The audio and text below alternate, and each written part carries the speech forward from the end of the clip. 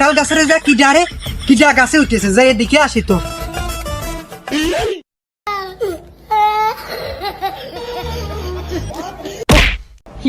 ও চাচা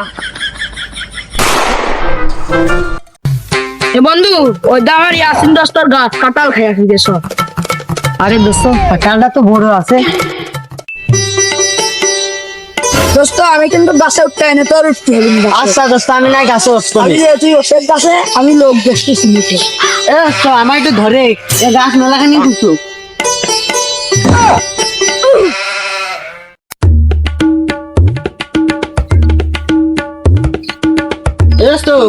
তুই তো কথা কবি নে, বুঝলি?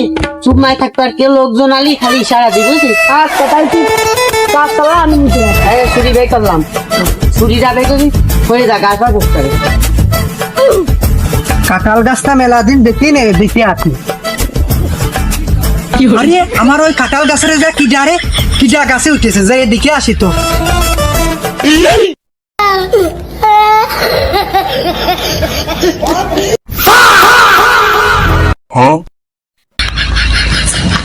এ দোস্ত, কাঁঠাল তালি শুনলাম কি হলো, দেখ তো আশপাশে লোক আছে নেই। আমি তোমার দোস্ত না, তোমার দোস্ত চলে গেছে। তুমি কাঁঠাল পারো, আমরা দুইজন ভাগ করে খাবো না, তুমি কাঁঠালটা পারিয়ে নিয়ে আসো। আপনার তো চাচা আমি চিনি নে, আপনার কথা শুনে আমি ভাবতেছি। আরে ছুরিটা পড়িয়ে গেল এমন সময়, আর হয় না।